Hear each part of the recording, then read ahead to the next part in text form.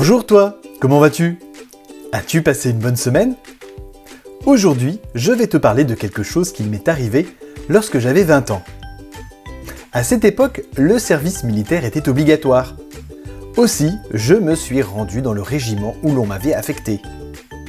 Le régiment, c'est là où vivent et où travaillent les soldats. La moitié de mon temps, j'étais le secrétaire de l'officier adjoint de ma compagnie. Une compagnie, c'est un groupe d'une centaine de soldats, dirigé par un capitaine et son adjoint, un lieutenant.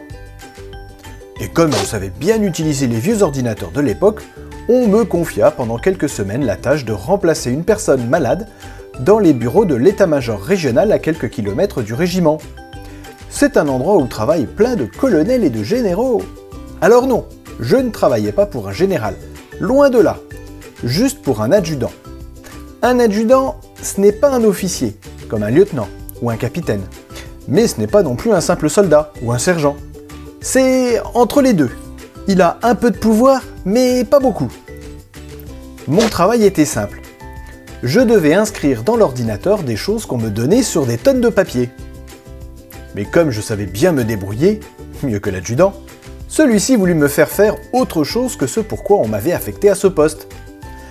Il me demanda de nettoyer sa voiture, de porter son linge sale à la laverie, de l'accompagner dans un camp militaire pour nettoyer les bâtiments, et tout plein d'autres choses absurdes. Bref, il était tout le temps sur mon dos pour m'empêcher de réaliser le travail pour lequel on m'avait fait venir. Je refusais, car je ne dépendais pas de lui, mais du capitaine de ma compagnie, car c'est de lui uniquement que je tenais mes ordres. L'adjudant s'énerva et commença à m'insulter, car je ne voulais pas lui obéir, et que si je ne lui obéissais pas, j'aurais plein de problèmes, et qu'au contraire, si je lui obéissais, tout irait bien pour moi. Mais je lui tins tête. Un soir, après une journée difficile où l'adjudant avait été particulièrement méchant avec moi, je suis allé voir le capitaine de ma compagnie pour l'informer de la situation. Il me félicita d'avoir refusé d'obéir à cet adjudant, et que j'avais bien fait de rappeler que j'étais sous ses ordres à lui, et non sous les ordres de l'adjudant. Il me renvoya dans ma chambre en me disant de ne plus m'inquiéter, qu'il réglerait ce problème personnellement. Le lendemain, lorsque je suis retourné au travail, l'adjudant avait cessé d'être méchant avec moi, et de me demander de faire des choses qui ne correspondaient pas à mes assignations. Et j'ai enfin pu travailler tranquillement. J'étais enfin libéré de ce fardeau qui me pesait, car je ne me sentais jamais bien à cause de tout ça. Je n'avais plus peur. Mon capitaine avait lui-même réglé le problème. Tu vois, c'est pareil avec le péché et Satan. Lorsque Jésus est venu mourir sur la croix, il nous a libérés du péché.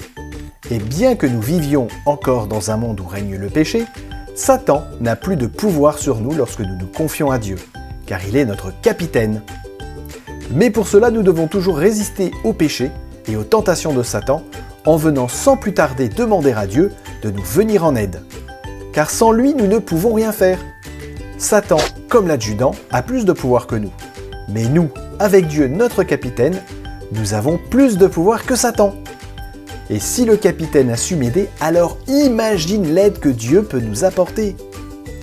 Il est écrit dans la lettre aux Romains, au chapitre 6 et au verset 14, que si tu laisses Dieu diriger ta vie, le péché n'aura plus de pouvoir sur toi, puisque tu ne lui es plus soumis, mais à l'amour de Dieu.